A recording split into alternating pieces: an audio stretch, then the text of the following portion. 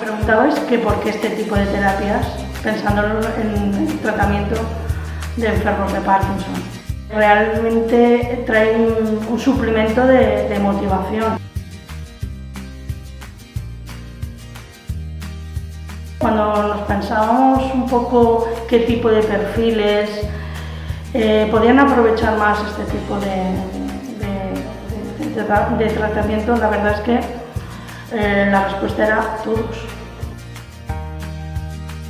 Todo lo que trae consigo los animales, el tema de la motivación, lo que te ofrecen, pues lo primero que pensamos es en aquellos pacientes que realmente están pasando una fase de adaptación por problemas físicos, evidentemente, por pérdidas a nivel de roles, de funciones, y creíamos a priori que esto le podría significar algo muy positivo a nivel afectivo. Ya con que simplemente a nivel afectivo esto y emocionalmente esto les trajese de por sí beneficios, ya evidentemente ha cumplido no solamente las expectativas, sino que las han superado. ¿Por qué? Porque un poco hemos intentado en este pequeño espacio de tiempo integrar lo que nosotros ofrecemos desde el área de logopedia, fisioterapia, evidentemente el área de psicología, integrar el mundo en este caso, los perros, ¿no?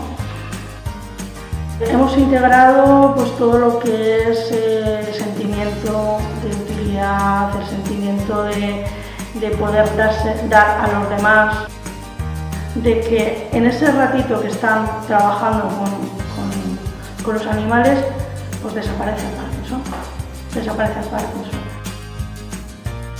Como en un momento dado el hecho en personas que incluso tienen graves limitaciones físicas, ese instinto de querer proteger al perro, pues como eso lo han ido manteniendo durante cada sesión.